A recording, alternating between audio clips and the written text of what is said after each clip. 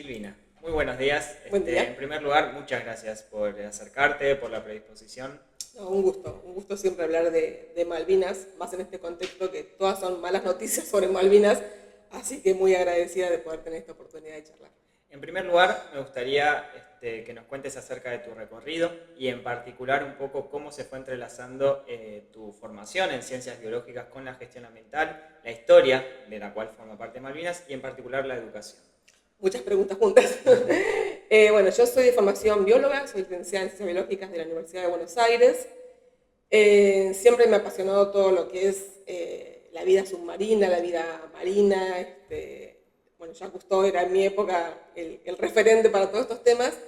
Y cuando terminé el secundario me fui a vivir a Puerto Madryn con la idea de estudiar biología marina. Hice ahí mi primera experiencia, pero después volví a la UBA y terminé mi carrera en la UBA, pero seguí relacionada con Patagonia, trabajando con mamíferos marinos, particularmente con lobos marinos, con orcas, en Península Valdés y también en el Museo Argentino de Ciencias Naturales con Luis Caposo, en todo el tema de investigación de mamíferos marinos. Después trabajé en otro ámbito muy distinto, que es la Cámara de Diputados de la Nación, con temáticas ambientales, con legislación ambiental. Ahí trabajé en la ley que prohíbe los PCB, con el diputado que en este momento era Jorge Giles, y después con Miguel Bonazo en la ley de protección de los bosques nativos. Bien. Fue mi experiencia parlamentaria, trabajé 10 años en la Cámara con todo lo que es legislación ambiental, la ley de glaciares, la ley general del ambiente, mucha legislación que tiene que ver con la protección del ambiente. Durante esa instancia, ¿qué reflexión puedes hacer en cuanto a la conexión entre ciencia o ciencia y tecnología y las políticas públicas? ¿Vos notás que hubo una diferencia y sobre todo por tu formación y sobre las políticas públicas que impulsaste que empezaron a ser escuchadas más las voces de los científicos? Lo que pasa es que uno cuando piensa en una política pública más en temática ambiental, sí o sí tenés que recurrir al sector científico porque no puedes pensar en una política pública sin tener esa información científica en la cual basarte y decir, bueno, ¿qué tenemos? ¿Qué es lo que hay que hacer? Y eso lo saben los científicos. Cuando uno, por ejemplo, algo muy general, estás un área protegida, tenés que saber esa área protegida, cómo la vas a hacer, qué zona es la más importante, la más relevante, dónde se reproducen las especies, por ejemplo, cuáles son los lugares donde van a comer. Entonces, toda esa información es sí o sí necesaria para armar los proyectos de ley. Uno no puede hacer un proyecto de ley o pensar una política pública sin saber lo que está pasando en el territorio. O sea, no es desde un escritorio donde uno establece una política pública, sino desde el territorio. Exacto, sí. Y en esto de explorar la biodiversidad, de alguna manera el puntapié inicial de la entrevista es la conexión con Malvinas, ¿no? Y uno que cuando imagina las islas comúnmente lo asocia a un conflicto armado, que ya sabemos cuándo sucedió y en qué contexto, pero nos interesa, y sobre todo para esta entrevista, conocer un poco la biodiversidad de Malvinas, que yo sé que es un tema que tiene tu expertise. En primer lugar, ¿por qué es importante conocer la biodiversidad de las islas? Te pregunto. Bien, Malvinas a veces se ve como un lugar alejado, son dos islas ya lejanas y parece algo muy fuera de lo cercano, de lo propio. Entonces es importante saber que Malvinas no es eso justamente, sino que es una extensión de lo que es la Patagonia continental. Realmente hablamos de Patagonia continental y Patagonia insular.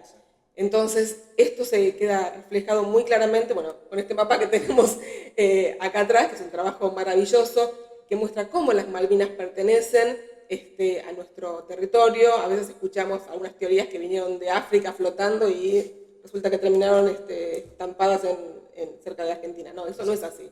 Las Malvinas son parte de la plataforma continental, son parte de nuestro territorio, y la flora y la fauna que tenemos es lo mismo. O sea, si uno tiene la oportunidad de ir a Ushuaia, uno siente que está pisando Malvinas, porque las aves que ves en la costa de Ushuaia, o también de Río Grande, que no tengo la posibilidad de conocer, no tuve la posibilidad de conocer, pero sí Ushuaia, uno todo lo que ve, las aves, las algas, es lo mismo que hay en Malvinas. Entonces es imposible no pensar que hay una conexión directa y que no tiene nada que ver con otro continente como África u otros lugares. Y lo que hablabas de conocer, uno tiene que, para defender algo, tenés que conocerlo. Entonces, lo que hacemos desde la ciencia es poder conocer justamente la biodiversidad que tiene Malvinas y la relación estrecha que tiene con el continente. Es muy poco conocida la historia del guará. El guará era el único mamífero terrestre que tenían las Islas Malvinas, el único. Y decían, no, es parecido a los coyotes, es parecido, no sé, a los lobos de Norteamérica, cualquier cosa, pero cuando uno hace estudios científicos, puede comprobar a través de los pelos, que hay en algunos museos del mundo, lamentablemente no tenemos ninguno en Argentina, pero sí otros museos amigos del Reino Unido, el Reino Unido también los tiene, a través de pelos de esos animales que quedaron, se pudieron hacer estudios genéticos y se comprobó que la guaraguazú es el pariente vivo más cercano del guará, de nuestro zorro de Malvinas, que no está emparentado ni con los coyotes ni con alguna otra especie de otro continente, sino que está emparentado con todos nuestros zorros patagónicos y particularmente con el guaraguazú. Entonces, eso lo podemos saber a través de la ciencia. No es solamente mirando si se parece o no se parece, sino con base científica, uno puede saber. Y también es importante saber que en esta zona de Malvinas, en este mar que rodea Malvinas, que es el mar argentino, es la zona más rica de toda nuestra plataforma continental. Entonces, si los británicos no se van de Malvinas, además de por una cuestión geopolítica, es por una cuestión económica, porque los recursos que hay en las aguas que rodean Malvinas son inmensos y están en peligro, y lo están saqueando. Por un lado están saqueando todo lo que es pesca, la pesca del calamar, de la merluza negra, otras especies muy emblemáticas de la zona, y ahora también están en peligro porque están por empezar a extraer petróleo. Si hay un derrame de petróleo, no va a afectar al Reino Unido, va a afectar a la costa argentina y va a afectar a nuestras Malvinas. Entonces es muy importante que sepamos que esto está en peligro y seguir haciendo todo lo posible para concientizar a la mayor cantidad de personas, para reclamar al gobierno actual de que no puede permitir que se siga avanzando en un reclamo que es en una actividad económica que es totalmente ilegítima, porque están saqueando en una zona que está en disputa. Mencionabas la guará, ¿no? Y pensaba, lo primero que se me ocurrió es como una forma de ejercicio de soberanía, pensar en esa especie como autóctona de alguna manera y decir cómo en los espacios educativos de instancia primaria y de instancia secundaria sería muy valioso enseñar que la guará es autóctona a nuestras islas y a la Patagonia como extensión, y decir, hay que llevar todo ese contenido pedagógico a las aulas, y un poco eso refleja el museo, ¿no? ¿Querés contarnos acerca del museo? Yo sé que ahí tenemos mucho que charlar. El Museo Malvinas ha sido un punto de inflexión en lo que es la malvinización de nuestro querido pueblo. ¿Por qué? Porque en el 2014 la entonces presidenta Cristina Fernández de Kirchner tuvo la idea de hacer un museo dedicado no solamente a la Guerra de Malvinas, lo cual hay en todo nuestro territorio, en todas las provincias tienen museos de este estilo, sino un museo que cuente la historia larga de Malvinas, en lo cual obviamente está la guerra, pues el episodio más cercano, más doloroso, en la cual han perdido la vida compatriotas y es muy, muy contemporáneo. Eso está dentro del museo, pero el museo se caracteriza por tener este largo recorrido sobre la historia de Malvinas. Entonces, cuando Cristina tiene esta maravillosa idea, le pide a Jorge Giles que escriba el guión de este museo. Y Jorge se imaginó el museo como lo pueden ver hoy, con un enorme espejo de agua en el que están representadas las Islas Malvinas, en lo que sería el mar argentino. También está atrás el crucero General Belgrano, que según como uno lo mire, lo ve como fragmentado, roto en el momento del hundimiento, o lo ve completo. También imagino esta bandera que hasta yo estuve por lo menos, era una enorme bandera que estaba en la puerta del museo, muy impresionante justamente para marcar que las Malvinas son argentinas. Y pensó el museo en 4 estaciones, que se llamaba Vida, Pasión, Muerte y Resurrección. Vida era la primera, que tenía justamente que ver con todo esto, con la flora, la fauna, la geografía, en la que contamos la historia del guará, en la que contamos los enormes recursos que hay en el mar argentino que rodean a las islas Malvinas, contamos esto de la plataforma continental. Todo eso está en la primera parte del recorrido. Después hay una segunda parte que tiene que ver con la pasión, que se cuentan historias muy poco conocidas, como la de Raimundo Gleiser, como la del avión de Fitzgerald, ese aviador solitario que viajó desde el continente a las islas para entregar una proclama y llevar una bandera y reclamar la soberanía argentina. mostró lo que era el primer pueblo argentino en Malvinas, con la maqueta de Puerto Luis, las historias de Luis Bernet, de Pablo Areguatí, el operativo Cóndor, la resolución 2065, todos los avances como en la época de Perón, YPF, Gas del Estado, las maestras argentinas, bueno, un montón de historias que hasta ese momento eran muy poco conocidas y que incluso para hacer el guión costaba encontrar esa información. El ejemplo más claro que siempre pongo es el de la cacica María la Grande, que en ese momento que buscábamos información casi no existía información sobre la cacica María la Grande y Malvinas y la cacica, y que era muy difícil encontrar información, y hoy entras en las redes y hay un montón de información. Lo mismo con la Carta de San Martín. La Carta de San Martín la puso en valor el Museo Malvinas, igual que el avión de Fitzgerald. El avión de Fitzgerald estaba usando, eso también muy pocas personas lo saben, estaba usando para hacer vuelos de paracaidismo en Bahía Blanca. Entonces, una de las tareas que me encomendó Jorge fue justamente buscar este avión para recuperarlo, porque Cristina quería que estuviera en el museo y ponerlo en valor y que lo tenga el Estado argentino. Entonces, bueno, buscando dónde estaba el avión, los aviones tienen patente como tienen los autos, entonces a través de la patente pude llegar a donde estaba el avión y consultar si estaba en funcionamiento. No sabíamos si estaba desguazado, si era parte de un museo o qué, y no, estaba en funcionamiento el avión. Y hasta hacía poco tenía el ploteo original, que decía don Luis Bernet y demás, que es el nombre del avión, y ellos lo habían ploteado para hacer los vuelos de paracaidismo. Todo eso lo pone en valor el Museo Malvinas. Toda esa era la parte de la pasión. Después estaba la parte de la muerte, obviamente, por la guerra de Malvinas, y la parte de resurrección, más centrada en los gobiernos de Néstor y Cristina, que fueron los que rescataron la causa Malvinas después de la desmalvinización y pusieron en valor un montón de cuestiones. Esas eran las 4 estaciones en las que estaba dividido el museo, contando esta larga historia desde 1520 hasta la actualidad. 500 años de historia. Que son un montón de años. Y a mí, cuando mencionabas a María la Grande y también a Luis Bernet, dentro de los cuales ahí quiero hacer un asterisco porque vos recopilaste en un gran trabajo el diario de Luis Bernet y salió publicado. Creo que fue una gran obra y necesaria, sobre todo para conocer la historia de nuestras islas previo a lo que es el conflicto armado, tema que se suele recurrentemente usar para referenciar un poco a las islas. Y ahí quiero separar la pregunta en dos. Por un lado, el museo como espacio donde la memoria se mantiene viva, activa y también genera una narrativa para las nuevas generaciones, algo que es muy importante. Y por el otro lado, recuperar protagonistas que fueron de las islas, que estuvieron o que actuaron sobre las islas y no se los reconoce de la manera.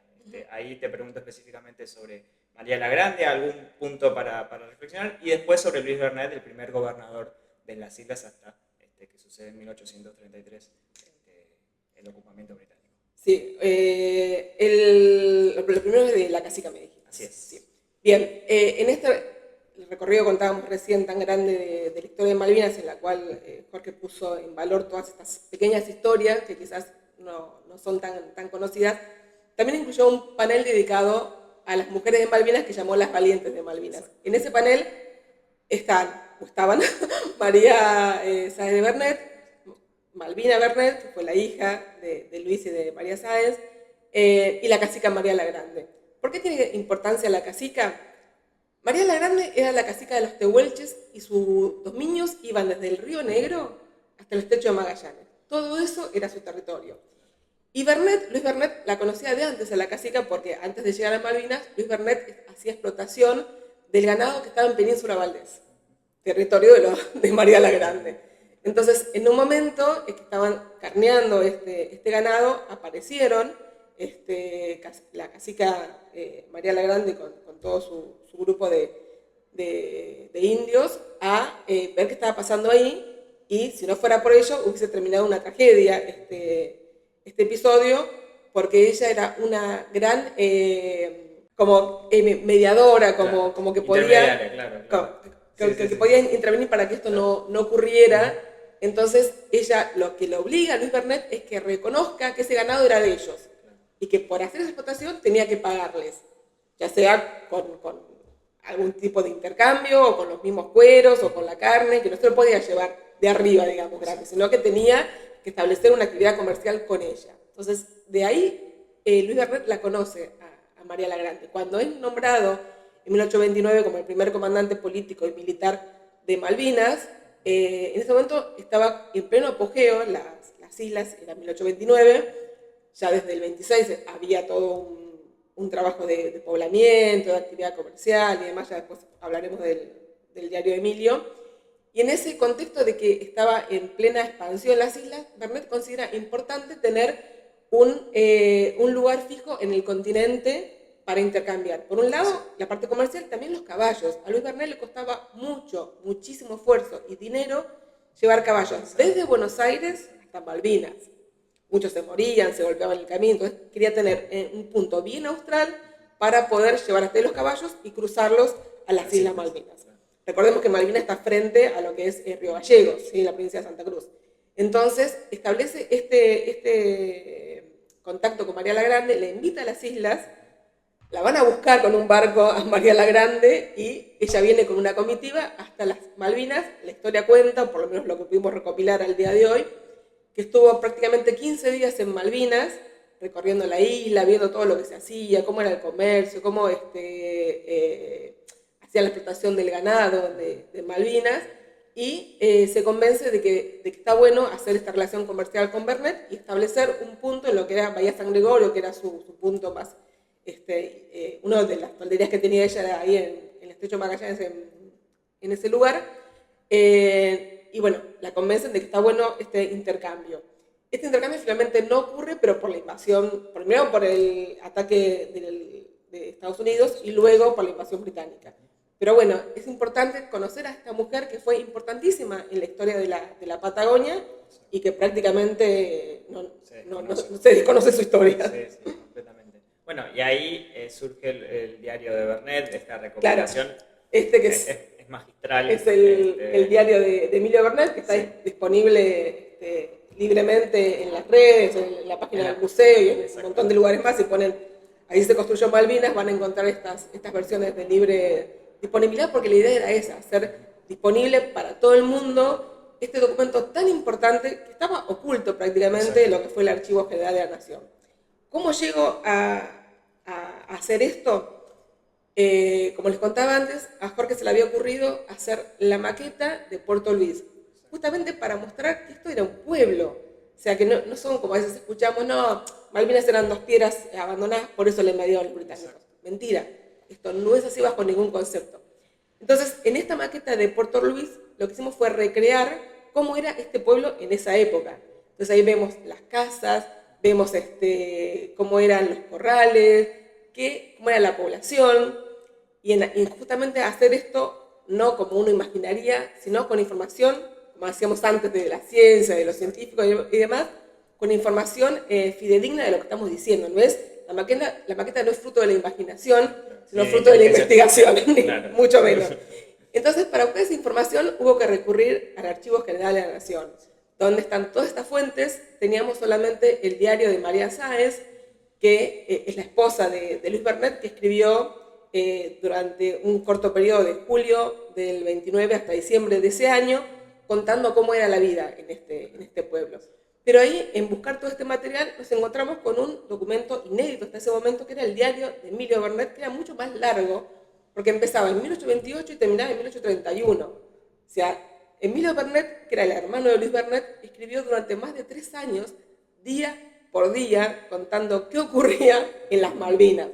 Entonces, es un testimonio en primera persona que no deja lugar a dudas de que la ocupación en ese momento de ese territorio era argentino, sí. Que los que estaban ahí eran argentinos, eran criollos, había gauchos, era un pueblo en construcción, un pueblo que reparó las casas que habían quedado de la época española. Por ejemplo, donde se instaló la comandancia era la iglesia de los españoles. Entonces, esto también se cuenta. Se fueron arreglando las casas que habían quedado de esa época. Los españoles que hicieron muchas construcciones. Pensemos que los españoles tuvieron más de 20 gobernadores frente a las Malvinas. Hasta había corridas de toros en Malvinas para ver que eran españoles. Todo esto lo fue haciendo Emilio Vernet desde 1828. En realidad llegó un poco antes con la expedición de Areguatí, que no fue exitosa. Bueno, después volvieron en 1826 y ahí ya Emilio Vernet se queda. El diario, si bien empieza en el 28, él estaba desde el 26 en Malvinas y fue el que más tiempo estuvo de corrido, incluso tuvo más tiempo que Luis Vernet. de corrido en las islas, arreglaron las viviendas, hicieron corrales, hicieron el saladero, porque también otro mito que hay es que este pueblo lo que hacía era cazar lobos marinos. No era la principal actividad de Malvinas ni remotamente, la principal actividad de Malvinas en ese momento era la explotación del ganado vacuno que habían quedado de la expedición primero francesa y después de la española, que al estar en las islas se criaban libremente y había muchas cabezas de ganado. Entonces, la explotación principal de las islas era esa. Y en segundo lugar, el pescado. Entonces, lo que hizo Emilio Bernet en todo este recorrido del diario es arreglar estas casas, hacer los corrales, el saladero,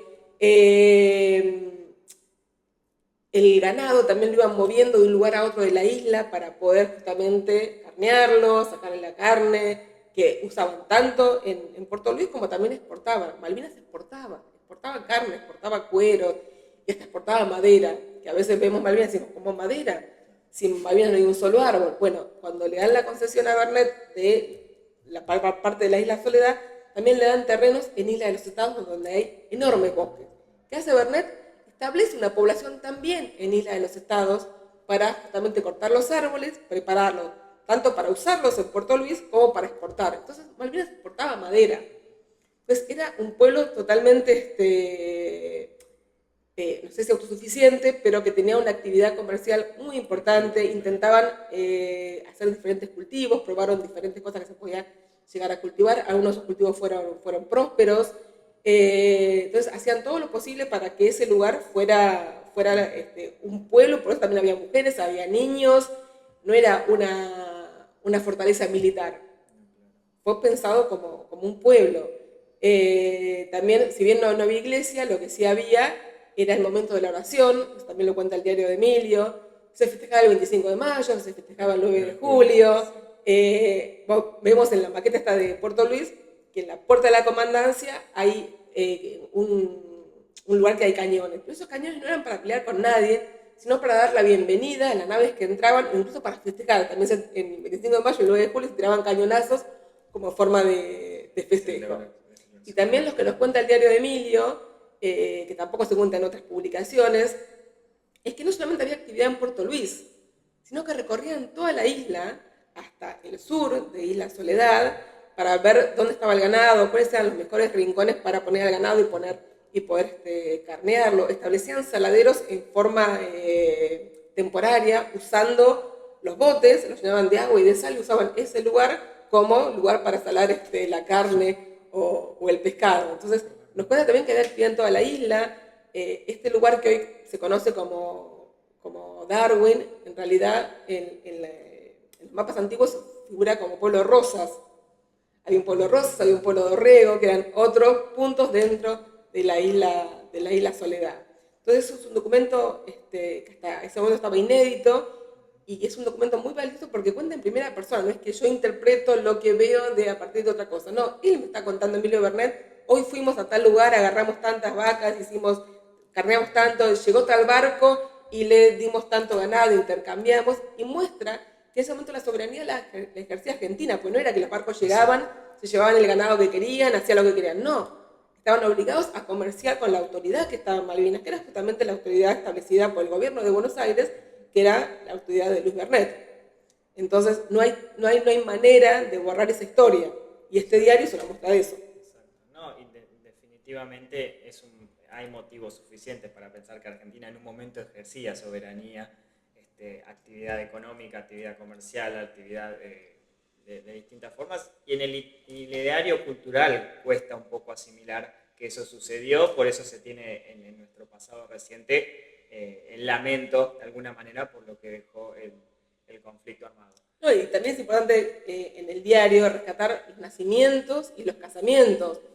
Hay matrimonios que deciden, parejas que deciden casarse y como decíamos recién, no había iglesia, recurren a Luis Bernet para que los case. Entonces tenemos el dato muy curioso de que el primer matrimonio civil de la Argentina se da en las Malvinas, justamente porque no había iglesia, entonces recurren a Luis Bernet para que los case con el compromiso y cuando van a Buenos Aires, ese compromiso que hubo, ratificarlo por la iglesia. Entonces, también hubo nacimientos, incluso antes de Malvina Bernet hubo otro niño que nació, que era Daniel, que era hijo de una mujer afro, de Francisca, Y así como Malvina Bernet, hubo otros posteriores, hubo un montón de niños que nacieron en Malvinas. Mirá vos, bueno, de esos datos desconocía completamente, creo que animan mucho más a la comunidad malvinera, pero en general también a conocer más sobre lo que sucede. Pensar que Malvinas no es solo un tema del pasado, es también del presente, pero sobre todo es del futuro. Y acá es donde,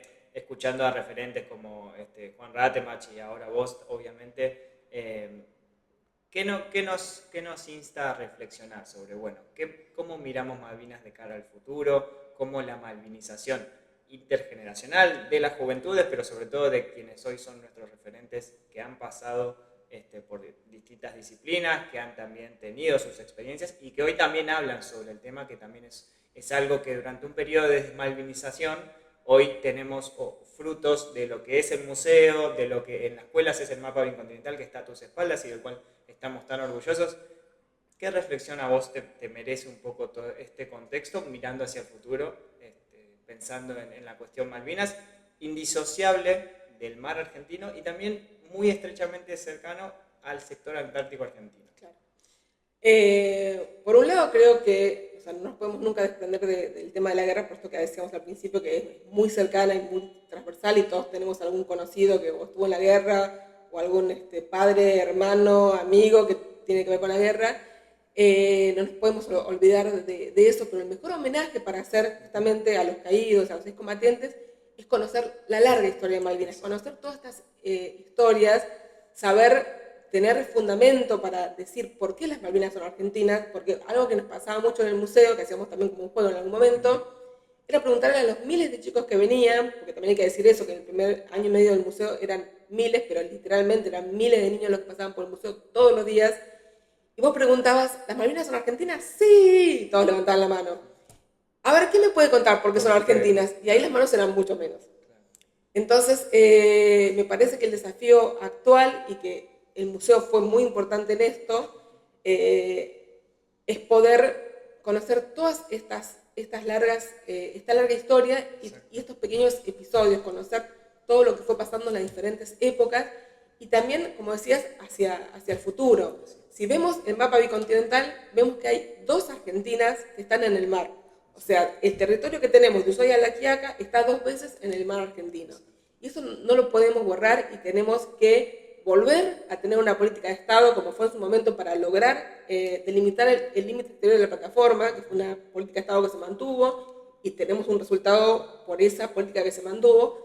Tenemos que tener lo mismo con Malvinas, tendríamos que tener lo mismo con el mar argentino. Pampa Azul, que fue una iniciativa también de la entonces presidenta Cristina Fernández de Kirchner, también del 2014, igual que el museo, hacía hincapié en esto, en poder sostener con información científica y con presencia científica la soberanía argentina en el mar argentino. ¿Por qué? Porque es enorme. Porque es enorme. Entonces tenemos que fortalecer mucho esa política de Estado y también en relación a la Antártida. La Antártida a veces no es tampoco muy tenida en cuenta, de hecho actualmente ha sido muy financiadas todas las campañas antárticas.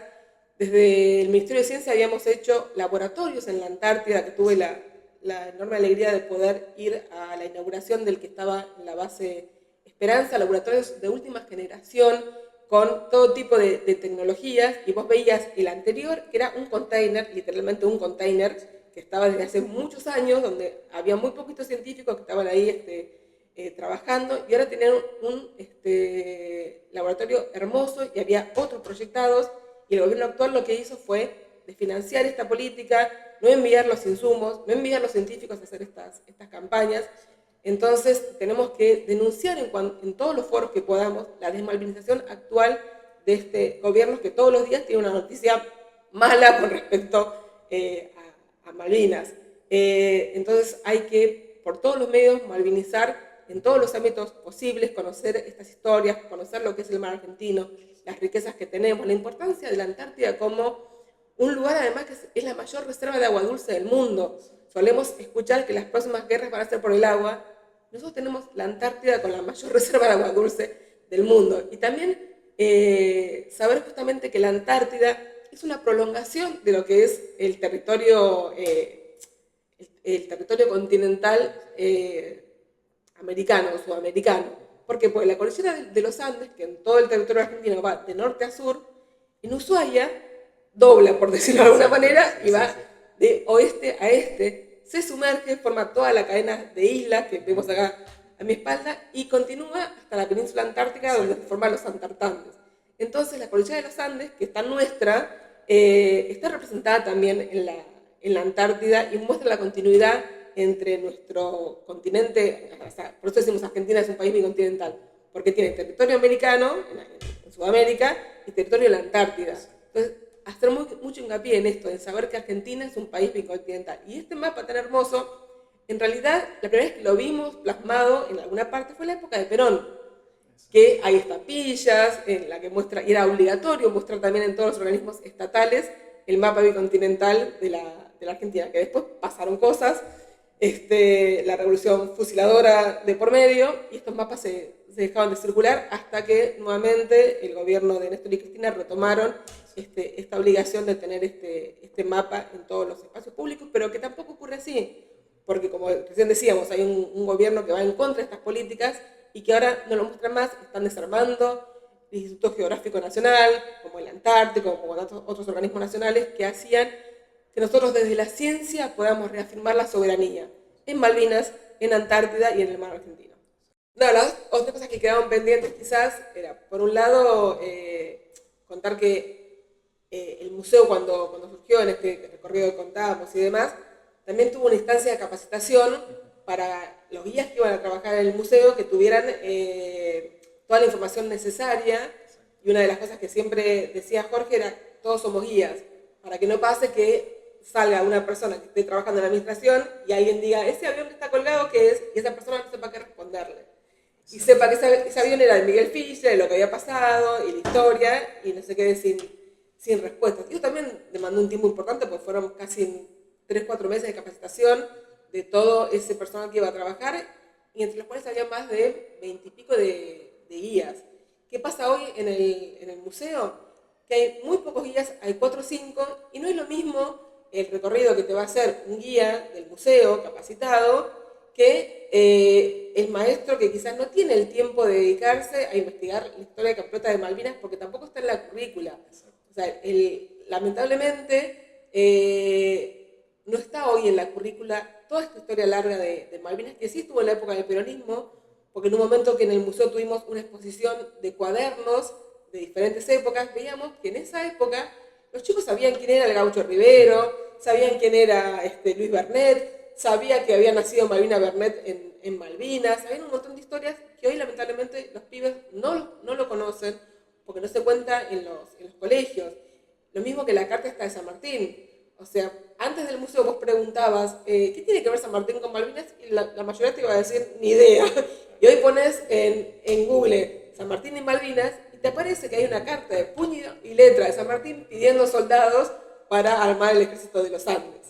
Entonces, todas estas historias que también implican que no solamente vamos a hablar de Malvinas en abril o en junio, que deberíamos hablar más, porque el 10 de junio es el Día de la Soberanía argentina sobre Malvinas, sino que podés hablar de Malvinas en todo momento del año, porque siempre encontramos algún momento del año en relacionar alguna efeméride con Malvinas. Durante más de 10 años escribí las efemérides del Museo Malvinas y les puedo asegurar que siempre había información para sumar desde el punto de vista que a uno se le ocurra, desde la historia, desde la geografía, desde las mujeres, desde la diplomacia, todo encontrás algo para relacionarlo con Malvinas. Mismo que la historia del Gaucho Rivero, que también se cuenta en el museo, es una historia muy poco conocida y que nos demuestra, como el libro que acaba de publicar Jorge Giles, que el Gaucho Rivero es el padre de la causa Malvinas. ¿Por qué? Porque fue el primero que se levantó contra la ocupación británica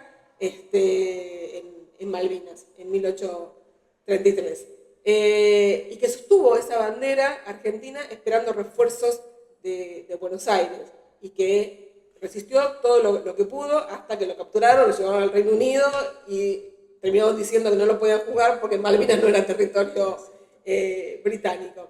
Entonces son historias que nos hacen como querer más a Malvinas, como acercarnos, conocer el operativo Cóndor, que también reivindicó al Gaucho Rivero cuando llegan a Malvinas y cambian el nombre de Puerto Stanley y le ponen Puerto Rivero en honor justamente al Gaucho Rivero. Entonces, todas esas pequeñas historias están muy buenas conocerlas para acercarnos a Malvinas de otro lugar, para tener argumentos desde todos los ángulos para reivindicar la soberanía argentina sobre Malvinas, para decir una y mil veces, no eran dos piedras olvidadas las que estaban en el sur de nuestro territorio, sino que era un pueblo en el que había casamientos, nacimientos, que tenían la bandera, que cantaban Viva la Patria, que festejaban estas fechas patrias que habíamos mencionado antes. Entonces, de este pueblo argentino que hubo es fundamental. De repente los ingleses se encuentran en Puerto, lo que ellos llaman Puerto Emo, Puerto de la Cruzada, Dos Piedras, y hacen una super fiesta, y nosotros tuvimos un pueblo entero, que no era una fortaleza. Entonces, si alguna vez hay que hacer una votación para saber si las Malvinas son o no argentinas, se lo tienen que preguntar a ese pueblo argentino que estaba en Malvinas y no a los actuales ocupantes, que son una población implantada y no son una población que pueda opinar en esta cuestión. Exacto, no. Me quedo, Sil, con esto ya para ir cerrando, de que en cada mesa familiar, en cada post partido, yo me imagino, ¿no? Hablando, y cada vez que puedo surge el tema por alguna anécdota que tenga que ver. Hoy el fútbol se volvió un epicentro donde también se habla de Malvinas, y creo que es interesante replicar un poco o subirse al tren de decir, bueno, usemos las canciones para también concientizar y malvinizar, que es algo también importante para que cada ciudadano tenga algo de noción de por qué incorporamos a los pibes de Malvinas, o de alguna manera en alguna camiseta en homenaje al 2 de abril, que no sea solo el 2 de abril, que esa misma camiseta se puede usar en junio, que esa misma camiseta se puede usar en enero, que enero también es una fecha bastante simbólica. Lo decía el otro día en una conversación con un veterano de guerra, Jorge Podestá, al cual obviamente admiro y quiero mucho, y me honra tanto poder sentarme a hablar con él de estos temas y cómo las juventudes tienen que asumir o levantar esa misma bandera que levantaron hace 200 años la población argentina en nuestras islas, de decir, bueno, hay mucho por hacer, y creo que el tema necesita ser hablado, conversado, no solamente en términos del derecho internacional, que es uno de los grandes bastiones para el reclamo del ejercicio efectivo, sino desde el día a día, desde lo cultural y lo identitario. Sí, exacto. Aparte, hablábamos antes de la guerra de Malvinas, y es importante también conocer qué pasaba antes de la guerra de Malvinas. ¿Qué pasaba en Malvinas antes de la guerra? Exacto. Pasaba que estaba YPF, que estaba la del Estado, que estaba Correo Argentino, que había una pista de aterrizaje hecha por el gobierno argentino en las islas, y que había una muy buena relación de los isleños con el continente, que venían a estudiar acá, que venían acá al continente a estudiar, a los hospitales. Había un ida y vuelta que también fue muy favorecido por quien fue el gobernador de Tierra del Fuego, Campos. Hubo un intercambio ahí muy, muy cercano, y estuvimos a punto de conseguir la soberanía compartida con el Reino Unido en la época de Perón, justamente porque se trabajó en esta relación de que nos vieran como más cercanos a las islas, y eso estaba a punto de concretarse. Tal era esta posibilidad, que fueron los propios malvinenses los que piden al gobierno argentino que le manden maestras para que enseñen español en las islas. Y viajaron casi una docena de maestras entre el 74 y el 82 a enseñar español a los isleños, no solamente a los alumnos de la escuela que estaba en lo que nosotros es Puerto Argentino, sino en todas las Islas Malvinas, tanto en Soledad como en Gran Malvinas, con avionetas que llevaban actividades de un lado a otro. Y estábamos a punto de conseguir esta soberanía por la vía de la paz, por la vía diplomática, y la guerra lo que hizo fue todo esto, tirarlo para atrás, y además de eso, lo que hicieron fue ampliar mucho más el dominio sobre el mar argentino que rodea Malvinas. Entonces, hoy la usurpación que tenemos en nuestro mar argentino es enorme. Bueno, sí, yo te quiero agradecer enormemente, en nombre un poco de la Red APE, que también abrió las puertas para comenzar a tener este tipo de intercambios que creo que pueden ser más fructíferos. Podremos hablar de las docentes en algún momento, porque es un tema que es súper importante, y nos invita un poco a seguir este tipo de conversaciones. Así que cerramos, si te parece bien, y a la audiencia que en algún momento nos escuchará, agradeciéndote. ¿Tenemos alguna mención más? No. No, yo les agradezco por la oportunidad, por poder seguir hablando de estos temas y por dar más elementos para seguir defendiendo la soberanía argentina sobre Malvinas. Muchas gracias. A ustedes.